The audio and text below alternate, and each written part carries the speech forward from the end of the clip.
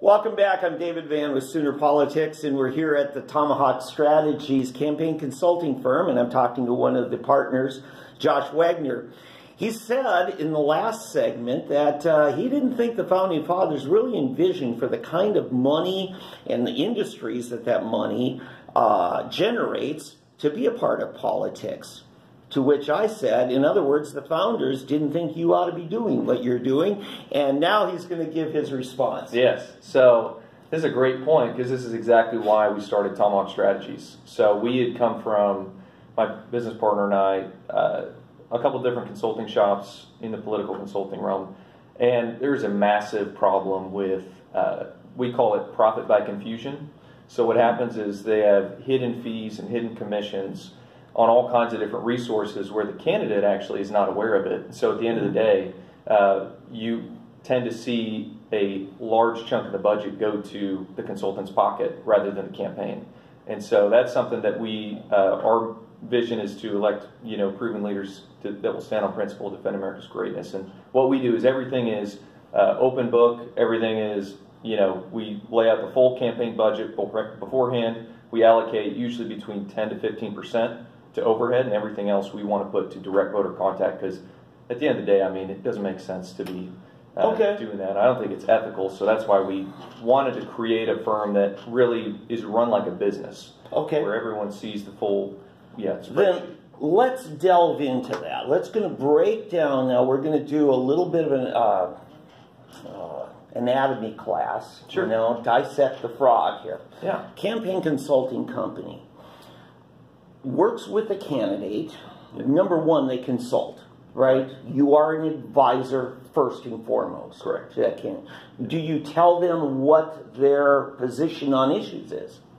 Not typically. That's something we'll ask with them beforehand. Okay. I mean, if there's, because sometimes you'll get a candidate who's like, look, I don't know this bill, I don't know this issue, can you please give me some more insight? But on a principal level, we want to weed that stuff out before we actually sign a client. So we've even just approached for 2020, we've turned down about 6 races where candidates approached us and we said, we just don't think you're the right fit, it's just not the right time. So that's another thing that... well, in all honesty, and I know all of your clients are the most rock-solid principle, I'm not going to say... There we go. But you have to admit, everybody entering public life, electoral life,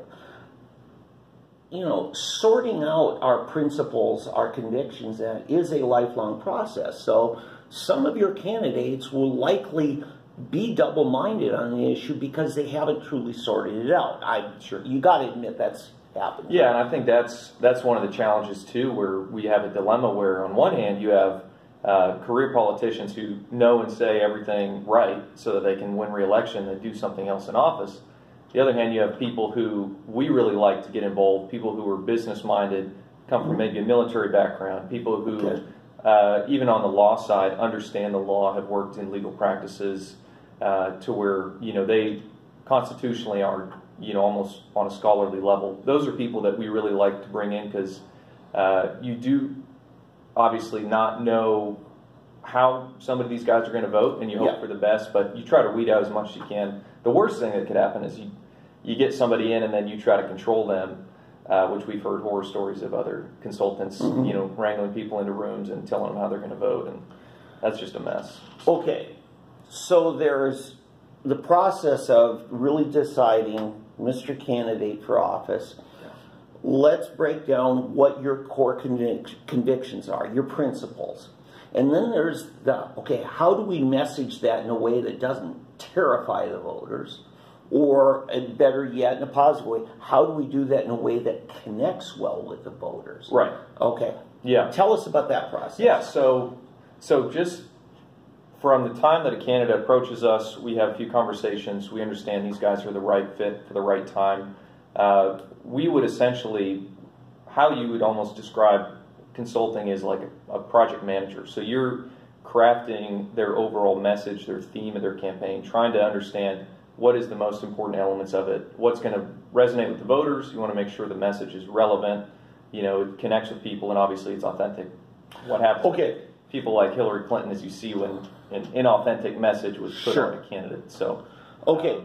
Yeah. Now, if you don't do that early, there are other people who would like to frame that debate in a way that's not favorable to your candidate. Correct. So getting out in front and framing the discussion. Absolutely. And absolutely. That's number one is the narrative. So you have to be able to control the narrative. You have to be what Trump did in 2016 was a great example. I mean, when he came out on his issues, it was immigration. That was on his website. That stayed on his website for 3 months before he put another issue on there. So, and then again, you roll that second and third issue, and it was all the media could talk about. So, understanding, the timeline as well of when to roll these things out.